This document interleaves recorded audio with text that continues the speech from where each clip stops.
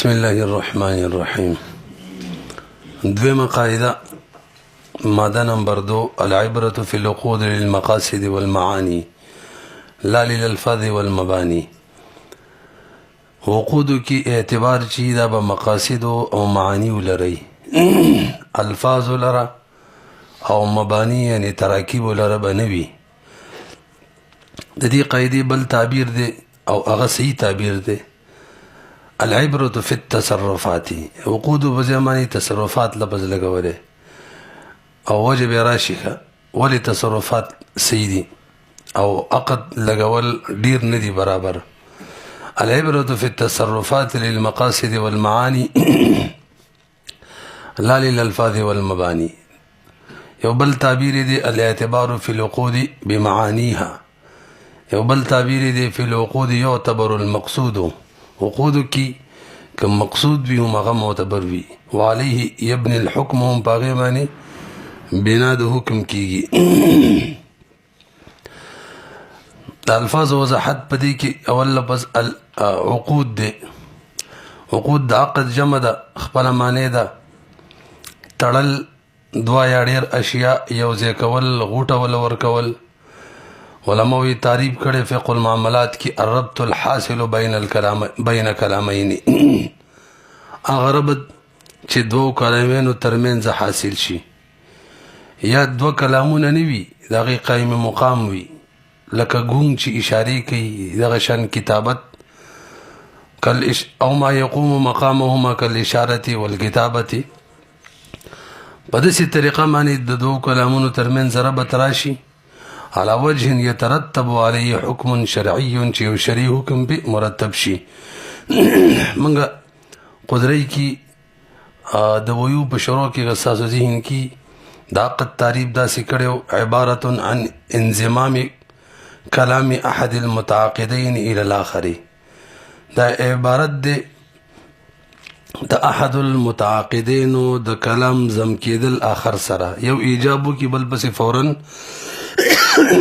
قبولو کی. به دویم لفظ چې دی مقاصد دی او دریم معانی. نو مقاصد پرون نیت کې تیر شوی مقصد نو به معانی د معنی جمع ده او د الفاظو صورت ذهنیت ویلې کیږي. کله چې یو لفظ ادا کیږي ذهن کې کوم صورت جوړیږي هغې ته معنی وایي. لکه زه وایم چې روح الامین ولاړ دی نو روح الامین لفظ سره د دې صورت ستاسو ذهن کې رالی دقه معنی ده. ولاړ دی د ولاړ لفظ معنی څه ده ودرېدلو کوم صورت او هیئت دی هغه ستاسو ذهن کې رالی دغې ته معنی ویلی کېږي. بیا دې قاعده کې وایي چې اعتبار په عقودو کې مقاصد او معانی ولره دی. نو مقصد او معنی چې دا خو د ذهن شی دی دا خو صور ذهنیه ورته ویلی کېږي یا د زړه شی دی نیت کله مقصد مراد شي که مقصد او نیت یو شي نو یا د ذهن شی دی یا د زړه شی دی لنډه دا د پټ شی دی. نو مقصد او معنی یو مخفي شی دی. نو د دې د تعین دپاره دوه طریقې دي. یوه طریقه قرائن لفظیه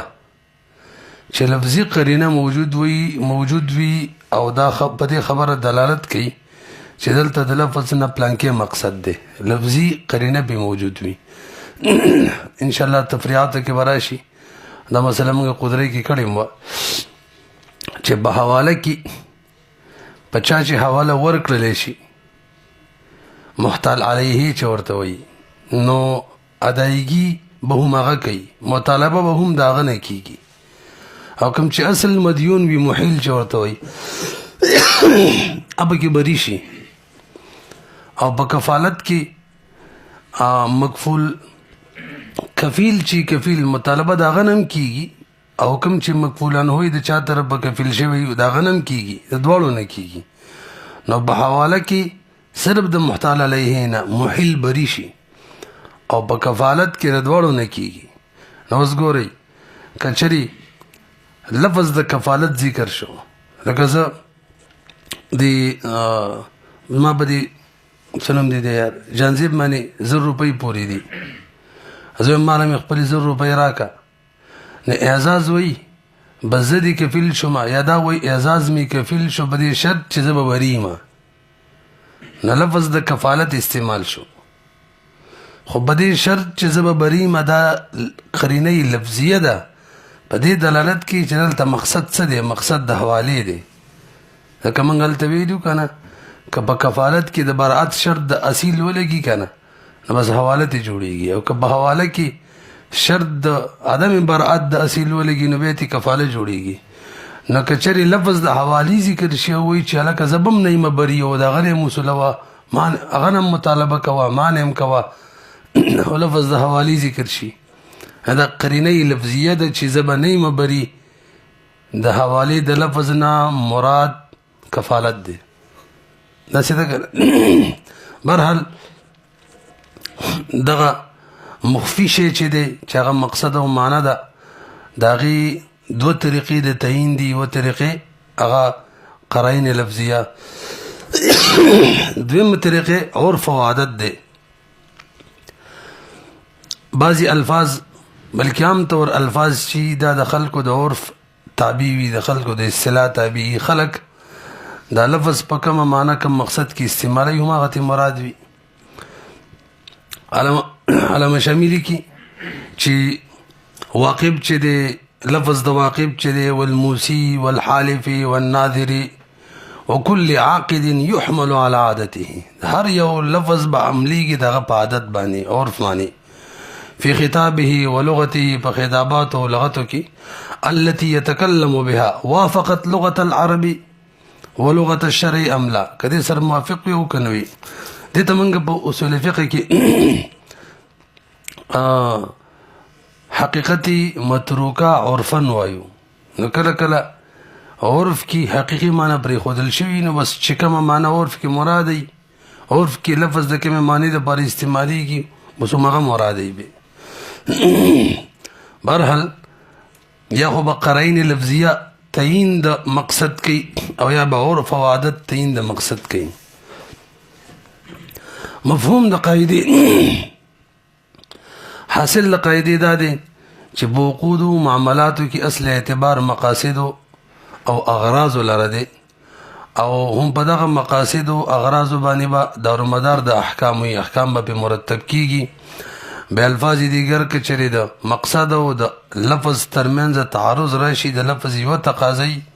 د مقصد بلې نو ترجیح مقصد لري څنګه چې مثال کې ویل نور تفریحاتو کې به مو وایو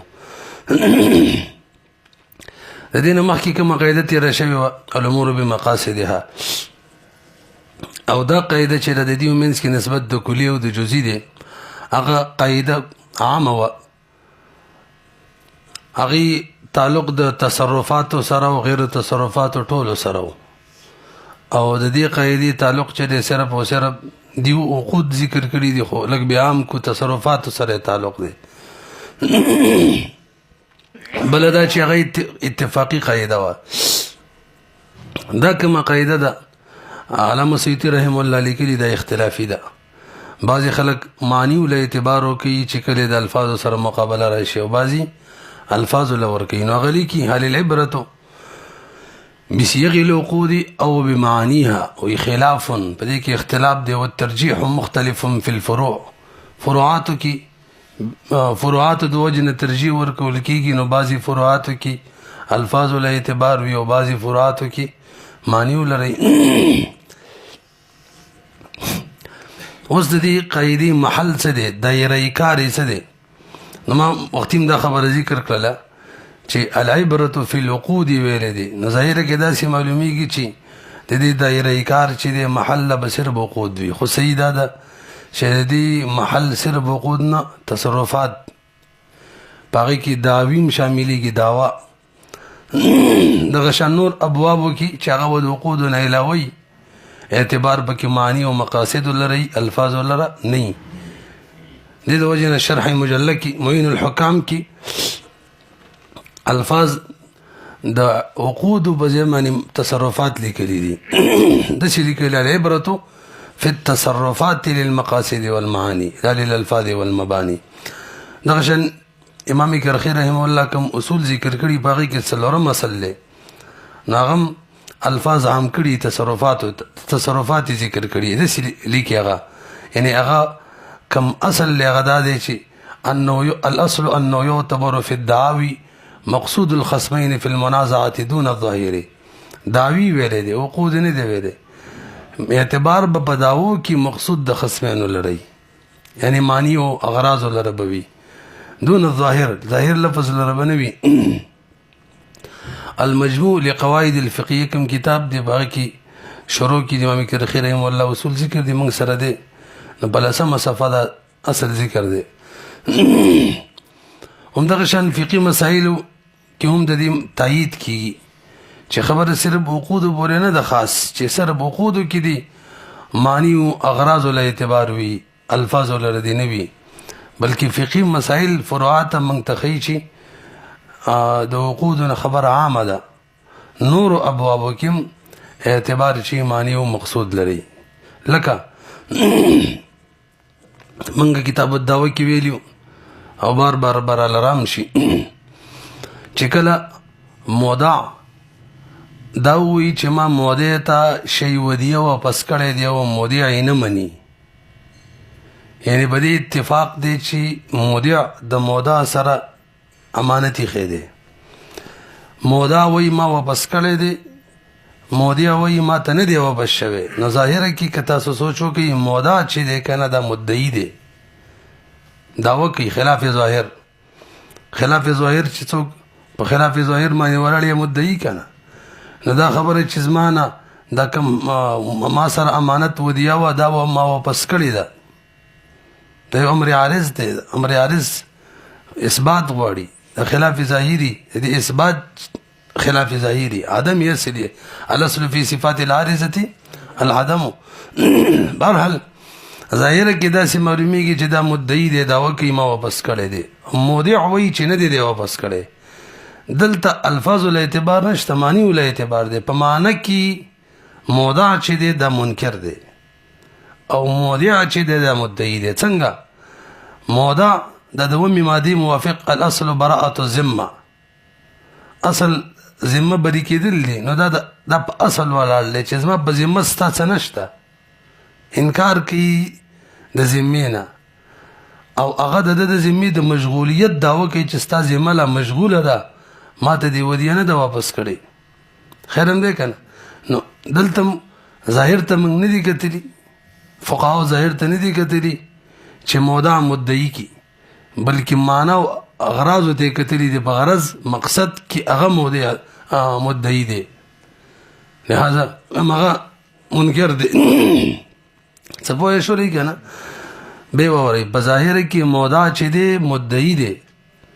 او په مقصد معنا او غرض په اعتبار سره کوګوري نو مودع منکر دی لہذا قسم بچا لري مودع لربوي مقصدی خبره ده چې دا د وقود نه د وسته او پسې خبره خو بهم پکې الفاظ ته ونه کتل شو معنی او غرض ته وکتل شو همدغه شان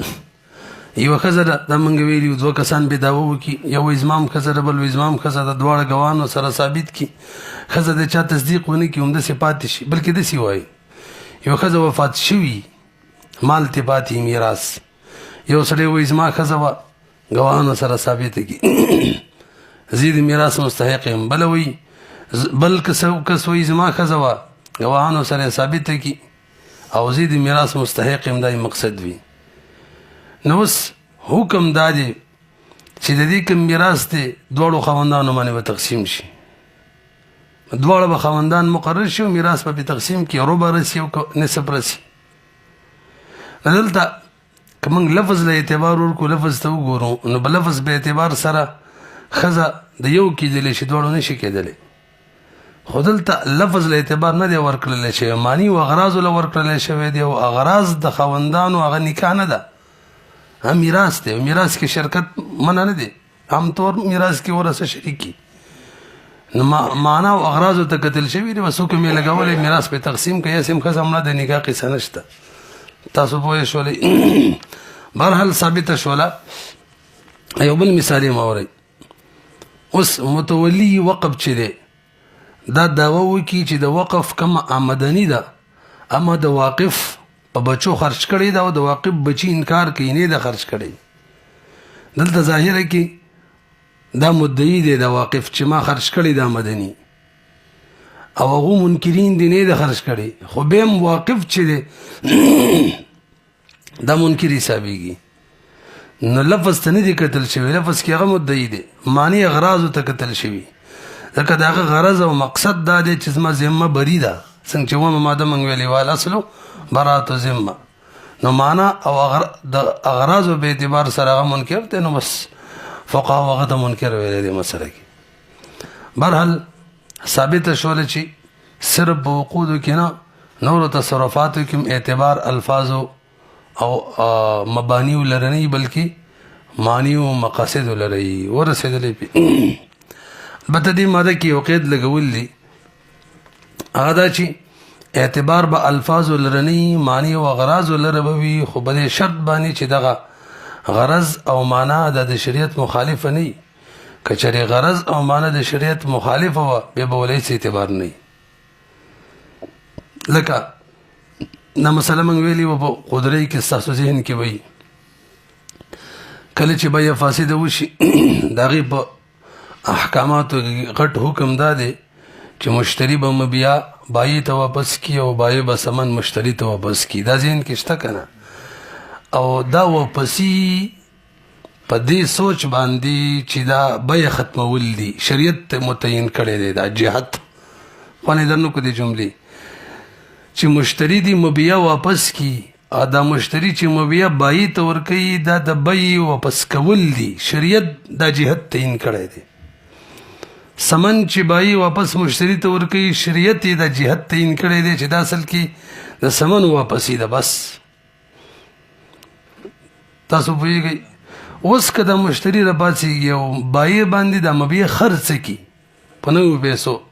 نوی بای سره یا اجاره کی ورکی یا یو ته ودیعه کی دی ور سره یا یو ته عاریتن ورکی یا دا بای را پاسیږي مبیا غصب کی لنډه دا د پکمه طریقم چې د بای قبضه راشي په مبیا باندې الفاظ کا ارڅنګ استعمال شوی الفاظ سي غرض ما غرض د دې الفاظ ما یادوي غرض د واپسې که هر یو وي مشتری وته په دې غرض ورکړي چې بای جدید ده مشتری وته په دې غرض ورکړي چې اجاره کې والا په دې غرض ورکړي چې عاریتن والا په دې غرض ورکړي چې ودیای غرض دی اوس په دې غرض ته نه کتل شي ځکه دا غرض د شریعت مخالف دی شریعت تعین کړی دی چې جهاد د واپسې باغه د بای ختمولي نه د دیو کوم غرض دی هغه غیر معتبري دا قسم مخکې کړی و کنه او دې لپاره که ستاسو ذهن کې موږ باقاعده نور الانوار نه دغه شان شامینه حوالیم ذکر کړی وي دلته لیکلي تاسو ته لغوه کېدی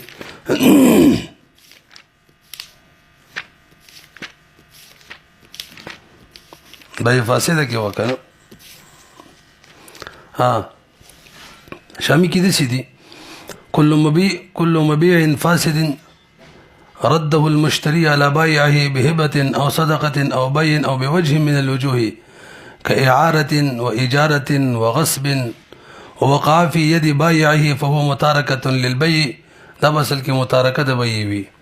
او دې کې به بری کېږي مشتري من زمانه همدغه شان نور انوار کې دي اذا رد الوديعة إلى المالك والمغصوب إليه أو رد المبيع الفاسد إلى البائع بأي جهة كانت يخرج عن العهدة ولا يشترط تعيين الدفع من حيث كونه وديعة أو غصبا أو بيعا فاسدا لأنه متعين لا يحتمل الرد بجهة أخرى ده نور الأنوار كذي ومدغشان الأصل عندنا أن كل فعل استحق فعله على جهة بعينها فعلى أي وجه حصل كان من الوجوه المستحق عليه كرد الوديعة والغصب قواعد الفقه ده صفحة نمبر 25 كسر تقريبا ورسيد اللي بكنا دلته 45 لیکلي ده، دلته هم دیو دا قاعده ذکر کړي الاصل عندنا ان كل فعل استحق فعله على جهه بعينها، هر هغه فعل چې واجب شي د هغې کول په یو معینه طریقه، نو فعلى اي وجه حصل، که په کومه طریقه وشي نو کان من الوجوه المستحق عليه، دا به هماغه حسابېږي کومه طریقه باندې چې کول واجب و. که ستاسو اسان مثال خوښي نو هغه روژه ده، رمضان د نورانور کې قیاس کې دا مثال ذکر کړی دی. که څوک د رمضان په میاشت کې د بلې روژې نیت وکړي، د واجب اخر نیت وکړي، د نفلي روژې نیت وکړي، نه ادا کېږي، صرف د رمضان والا ادا کېږي. او وجه څه ده؟ شریعت تعین کړی دی چې دا میاشت چې ده د رمضان دپاره ده. نو که بنده کم غرض هلته موږ داسې وایو نورانوار کې چې د شریعت د طرفه تعین شته دی او دا تعین قوي دی، د بنده تعینونه پکې نه چلیږي. او که دلته پټ کوو د بنده کم غرض یا د شریعت مخالف دی، لهذا غیر معتبر وي. خیر هم دی که نه؟ اذا انسلخ شعبان فلا صوم الا عن رمضان، شریعت تعین کړی دی بس صرف د رمضان به چې شعبان وځي بیا روژه نیسي، یا به صرف او صرف د رمضان والی وي.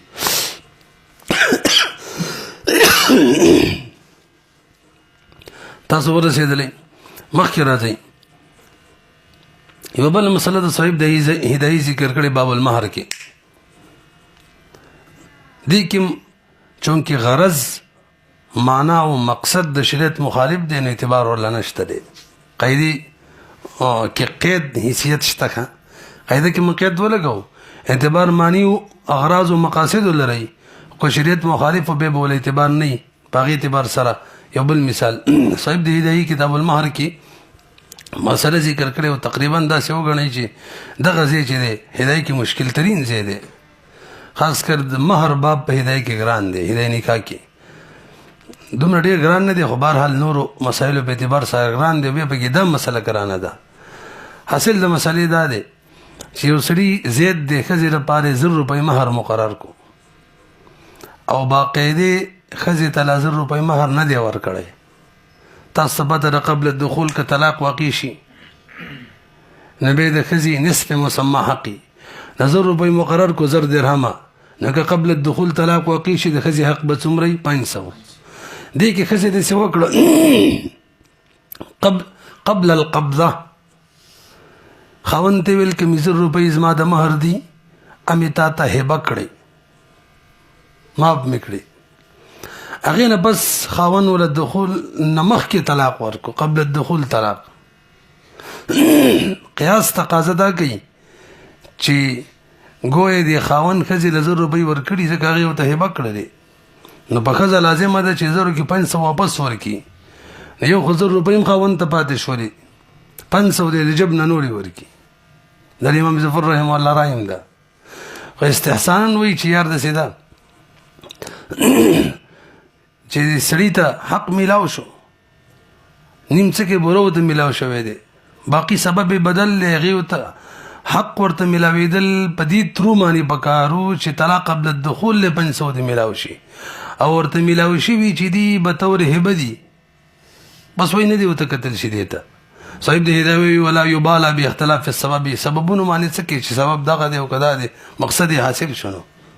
خو دا کوم صورت کې و چې کله قبل القبضه او که ښځې قبضه کړې وه په پیسو کې، بیا یې ورته 1000 وړه هبه کړلې، بیا وله قبل الدخول د طلاق ورکړو، اوس به وله 500 ورکوي، ځکه پیسې موږ وایو په تعین سره متعین کېږي نه. نو داسې نه شو ویلی چې ښځې خاوند له کومې پیسې ورکړي د حق دي کومې چې خاوند ورکړی وي، نو هغه نه دي، نورې دي. اوس به خاوند له حق نه واپس 500 ورکوي. ها که چېرې عین شی مثلا غوایي مهر کې ورکړې وه، نو هغې کې چې قبضه ورکړي هغې نه پسې ورته هبه کړي او بیا قبل الدخول طلاق ورکړي، نو هغه په تعین متعین کېږي که نه. نو بس موږ وایو چې بس مقصد حاصل شوی دی، نور پرېږده. بهرحال دلته مقصد چونکې شریعت مخالف دی هغه دا چې دا دی هبه شي، د شریعت څه دی مخالف دی، نو شریعت دی له اعتبار نه ورکوي، بس وایي دغه مقصد پرېږده. مقصد یې هم دا دی چې مهر واپس شوی، نیم څه کې ټول واپس شوی. تاسو ورسېدلی تفریحاتو ته غوږ شئ. اوس اول نمبر حواله او کفاره مخکې تېره شوله. مسله تاسو ته یاده ده په حواله کې اصیل چې کنه چا باندې چې قرضه وي مدیون هغه باقاعده بری کیږي او محتال علیه نه مطالبه د دین کیږي. او په کفالت کې اصیل چې مکفول عنه هغه نه بری کیږي دا غنم مطالبه کیږي او کفیل نه هم مطالبه کیږي. اوس که چېرې په حواله کې فقهاو لیکلي دي دا شرط ولګي چې محتال علیه چې دی محیل چې دی اصیل محیل چې دی دا بنی بری اگر چې لفظ د حوالې د اعتبار الفاظ لره نشته معنی او اغراض لره نو کفاله به جوړ شي. او کفالت کې اصیل یعنی مکفول عنه بری کې باقاعده شرط ولګي نو اگر چې استعمال شوی لفظ د کفاله دی خو لفظ له به اعتبار نه معنی اغراض له به اعتبار وي حواله به جوړ شي. رسي دویم بیا او هبه دا مثلا تاسو ته معلومه ده چې هبه بشرط العوض چې دا ابتداء هبه وي او انتهاء بیا داسې ده. نو زه دې جنزیب له څه شی هبه کوم په دې شرط چې ته به ماته څه شی عوض کې راکې دا ابتداء هبه ده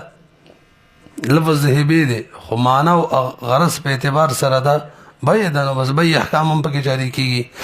حتی د هبې هم پکې جاری کیږي دواړه پکې جاری کیږي. د هبې یو حکم دا دی چې هبه تبرع ده او تبرع چې دا ماشوم لیونی نشي کولی ځکه دا دې دواړو باندې د داسې قول حجر دی چې هغه قول کې دې دواړو ته نقصان وي. کتاب الحجر کې ویلي که نه نو هبه نشي کولی. نو هبه بشرط العوض چې انتهاء بیایي ماشوم لیونی نشي کولی اگر چې هم هبه یې کولی شي. دویم هبه کې قبضه ضروري د تاموالي دپاره. نو دلته اگر چې انتهاء بیه ده خو ابتداء هبه ده نو من قدرۍ کې ویلي وو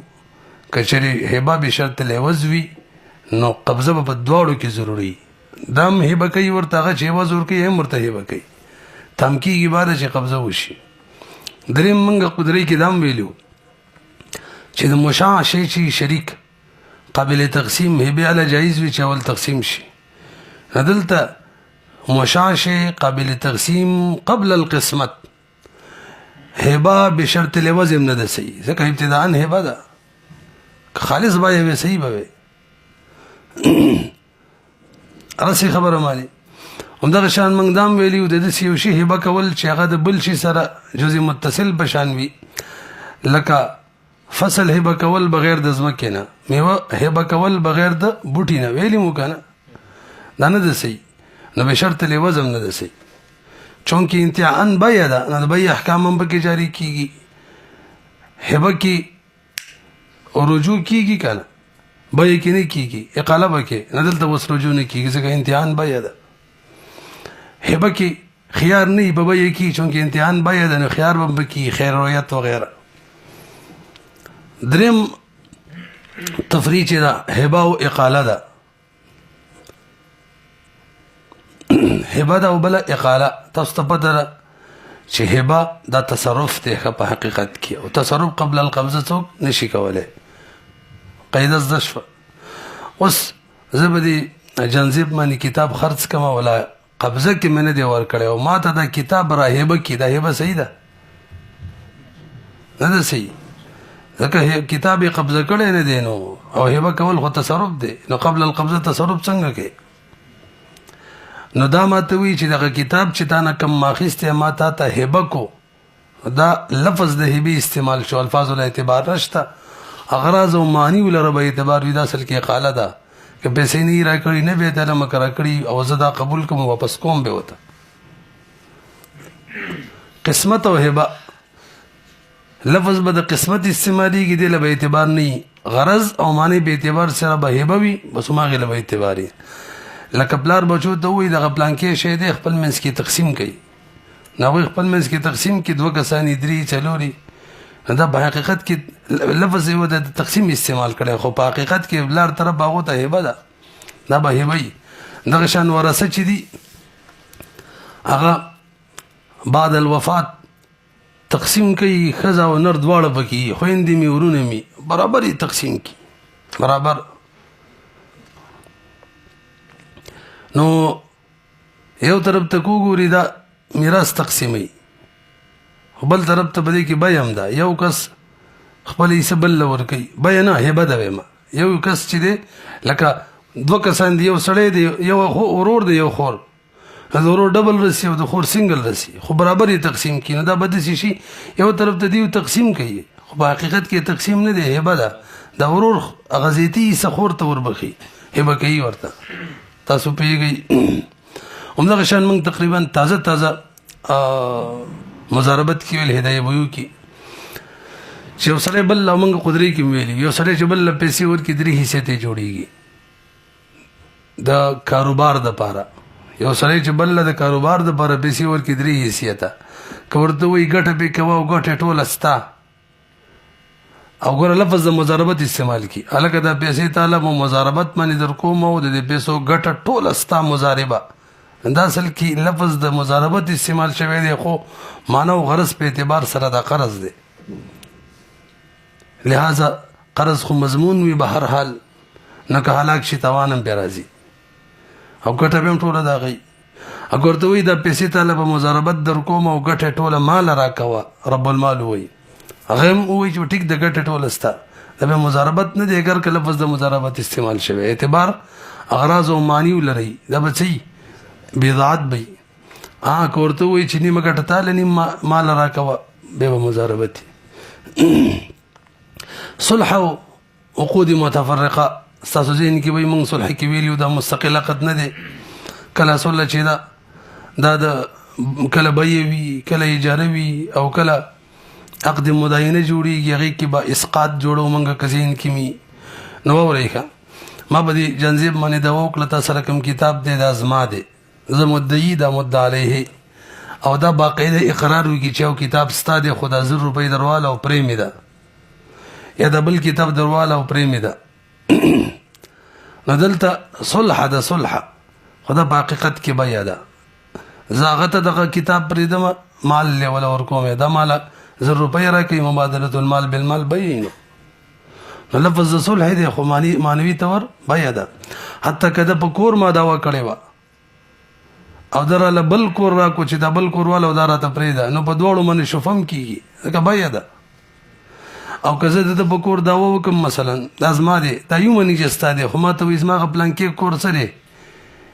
1 کاله پورې باغې کې اوسېږه او دا دعوه دې پرېږده نو دا لفظ کې صلح ده او په حقیقت کې اوس اجاره ده. گویا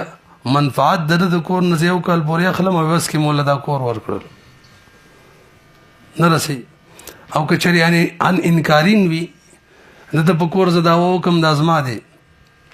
دا انکار وکړي ستا نه دی نو بیا موږ قدرې کې داسې ویلي وو که دا ماله مثلا 1,00,000 روپۍ راکوي نو زما په حق کې بیا ده ځکه زما ذهن خدا دی ګمان دا دی چې زه ورته کور پرېږدم او مال روپۍ راکوي بیا ده خو د هغه په حق کې د قسم فدیه ده هغه وایي چې کور یې نه دی خو قسم به راکوي قسم پرېږدم او د پیسې دې والي. لہذا موږ داسې صورت جوړ کړی قدرې کې د په کور ما دعوه وکړه دا زما دی دا انکار کوي یا سکوت کوي بل کور یې دی ما ته وایي بل پلاټ یې دی دا درواله او دا دعوه دې پرېږده نو دا پلاټ چې ظالم زما په حق کې بیا دی نو په هغې باندې شفم کېږي رسۍ پې مصالح به چې ورته موږ ویلو پاتې شول مصالح عنه د کوم شي نه چې صلح وشوله په صلح باندې انکارین او سکوتین کې باغې شفه نه کېږي ولې د هغه په حق کې خو بیا نه ده. او که دا برعکس کو تاسو یې واورئ ښه الټی کوي ده ته مې ویل دا کور زما دی دی نه مني حتی بس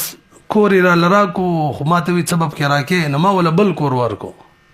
پټۍ مې ورکو دا درواله او دا راکه اوس زما په حق کې بیا زما په حق کې بیا نه ده ځکه زه خپل شی سلوم او دا پټۍ چې بل ورکوم دا وله بس هسې لانجو نه ځان خلاصوم دا ورکوم زما په حق کې ودی په حق کې بیا نه ده د هغه په حق کې بیا ده د هغه ګمان خدا دی چې کور انکار یې کوو کور مې خپل دی خو له ورکوم بل تیالمه بل پټۍ تیالمه نو د هغه په حق کې بیا شوله نو په هغه صورت کې په هغې به شفه کېږي ښه تاسو پوهېږئ اما په دې شفه کېږي په دې شفه کېږي. بهرحال مقصد دا دی چې اعتبار الفاظو لره نه شو چې صلح ته جوړه کو، بلکې معنی لره شو. د صلح کې مونږ ویلو یا به بیع ته جوړېږي یا به تجاره جوړېږي، یو کله د خلع یو صورت هم ته جوړ کړی یو سړی په ښځه دا وکړي ته زما ښځه نکاح مې سره شوی، هغه انکار کوي، بیا وله ښځه مثلا 1000 روپۍ ورکړي چې دا واله او قصه پرېږده هغې پرېږدي، دا په حقیقت کې ظاهره کې خو الفاظ د صلح دي، خو دا خلع ده. مستثنیات د دې قاعدې نه څه مستثنیات هم شته دی، په هغې کې بیع بلا ثمن که ستاسو ذهن کې مونږ ویلي بیع باطله وي چې زه جانزیب ته ویم د کتاب په تا باندې په 1000 روپۍ در خرڅوم او 1000 روپۍ مه راکوه، داسې وایه دا کتاب په تا باندې زه در خرڅوم بلا پیسو بلا ثمنه، نو بیع بلا ثمنه وي. نو دلته توجه لفظ تقاضا دا کوي چې بیع خو بیع نه صحیح کېږي. نو غرض او مقصد خدا دی چې مفتو کې ورکوم، مفتو کې چاله څوک څه ورکوي هغه هیبه وي، نه هیبه دې جوړه شي که نه، ولې هیبه هم نه جوړېږي. دلته وګورئ غرض لفظ لما اعتبار نه دی ورکړلی، بلکې داسې وایه اعتبار لفظ له ورکړلی شوی دی، او لفظ په اعتبار سره خو بیع صحیح کېږي نه، نو بیع باطله ګرځولې.